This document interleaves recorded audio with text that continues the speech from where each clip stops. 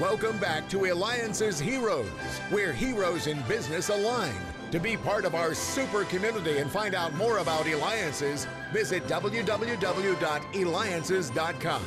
Now, back to our super host, David Cogan, founder of Eliances. Oh my gosh, life is good and it just keeps getting better. I mean, we just had the co-founder of CrossFit, who has now started another company in the healthcare industry called bmanifest.com. And thank you for all your feedback recently with John Paul DeJoria that I interviewed, the founder of Patron, and also Paul Mitchell Systems. It's just been great. Well, life is good. Is it for you? Well, it should be, and our next hero is going to make it that way for you. But I'm not going to reveal who it is yet. I'm going to tell you his name, Bert Jacobs, but I'm not going to tell you the company yet. First of all, Bert, how much money did you start with the current company that you have grown? $78. And this company was founded by a couple brothers, one being Bert Jacobs. Now, Bert turned this company into $100 million company from $78. All right, Bert, steal the thunder and tell us what company that is, because everybody is dying to know. The company is Life is Good. Now get that, Life is Good. I mean, you see his stuff literally everywhere. And you could reach him by going to lifeisgood.com. Now, Bert, how did you come up with the iconic stick man that's on many of your items? Well, first of all, I got to correct you. I didn't grow the company from $78 to $100 million. I've had a lot of help. So my brothers played a big role. Our whole staff has played a big role. And mostly our customer base has grown the business. The drawing was originally done, the character's name is Jake, by my brother John. And it was an answer to a long conversation we had about how the media always focuses on negative information.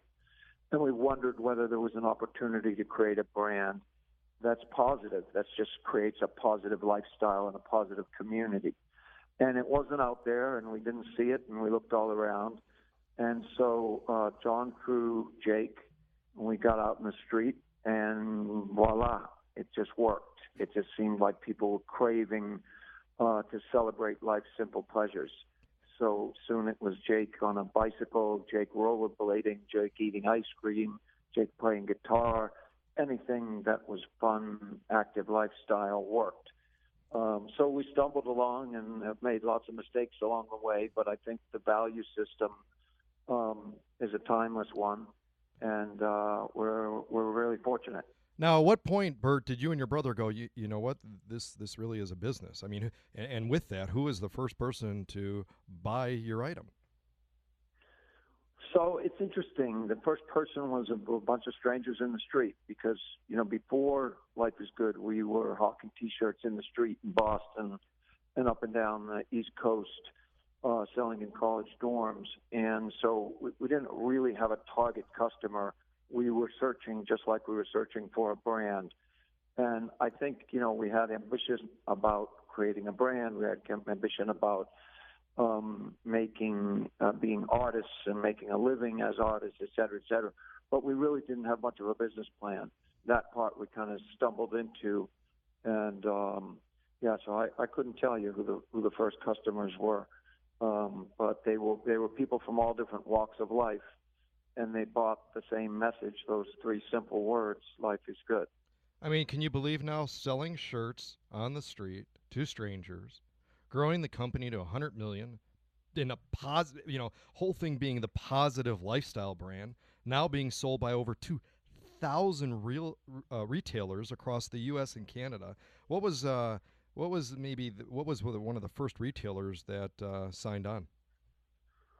Well, right in downtown Boston, we didn't travel far at first, and so there was a lot of little mom and pops, and there were surf shops down in Cape Cod and the islands, Martha's Vineyard in Nantucket.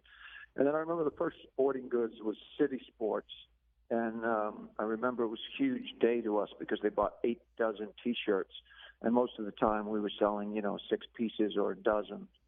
I think one of the breakthroughs, too, on your previous question about how did you know or when was it a business, it may sound really simple, but we trademarked, we got a registered trademark for the name Life is Good, which wasn't easy. We had 5 failed applications and finally bumped into somebody, an attorney who did the work pro bono, and we got the registration. So sometimes people say, people were saying Life is Good for a long time. You guys didn't create that. They're right. We just trademarked it before anybody else. So I think it's an important lesson for people that are beginning businesses or have been in business and may not realize the importance of protecting intellectual property. But once we had that, even we could figure it out. I mean, absolutely, and incredible. And we're talking with Bert Jacobs, the co-founder and CEO, that's Chief Executive Optimist for Life is Good. And you could reach him at lifeisgood.com. And you're listening to the Eliances Hero Show. Be an entrepreneur, connect with entrepreneurs, be part of our community. Go to Eliances.com. That's Eliances.com. And we may even invite Bert to one of our grand tables where you may have the opportunity to meet him live in person, along with Jake on all of his items. Now, Bert, you and your brother John are the youngest, I understand, of 6 kids. Now, how did your family contribute toward helping you strive and achieve what you have? Because really, I thought the first person you were going to tell me who bought your items was one of your brothers. No, none of my brothers had enough money to buy an extra T-shirt. So I mean, we're lower middle class, blue collar family, and we had our challenges and dysfunction like most families. But the first powerful optimist in our lives was our mother. And our mother really showed us that while nothing was perfect and nothing was easy around our house, we had the ability to focus on what was right rather than what was wrong. And she taught us that our disposition is powerful. So if we were smart, we would have taken that advice and immediately got out in the street and created Life is Good. But we kind of meandered and took our time and got there. Once Life is Good started taking off, it wasn't until years later, as the business was growing, we looked back and realized the influence that our mother had. So, I think the family, even to this day, is really close-knit. Our mother's passed away, and our dad as well. But I think that the value system steeped in the idea that optimism is powerful is timeless, and it really has worked for us. It's built a business for us, but it's also helped us in our personal lives. Now, our producer, Glue, is throwing around a shoe and stuff, and I don't know what that's got to do, but she's saying, you know what, ask him about a shoe. So what's going on with your shoes, Bert? She might just mean that I don't always wear the same shoes. I don't know what it is, but at a young age, I developed the idea that our feet are different, and they don't necessarily have to have the same shoes. And I think my right foot's different than my left, so sometimes I wear a red one and a green one, or different styles or whatever, and people find that odd, but it works for me. So my daughter was bouncing off the wall when she found out that we were going to be interviewing you, because she wants to go into the fashion industry. So she wanted me to ask you, really, what advice do you have for children who want to start and grow and own their own company and maybe achieve part of the success of what you have with Life is Good? In other words, what are 1 or 2 secrets to help them, guide them toward that path? Yeah, so I would advise her or any young person that it's less important to decide what industry you want to get into. So I wouldn't say we said, hey, let's go get in the fashion business. But I think what's more important is to focus on what's most important to you and what you love. And I think the trick in life is if you can make a profession out of something that you love, then you're blurring the line between work and play. And, this whole idea of work-life balance doesn't make a lot of sense because essentially, by definition, it means that your work has to counter your life. And your work should always be a subcategory of your life.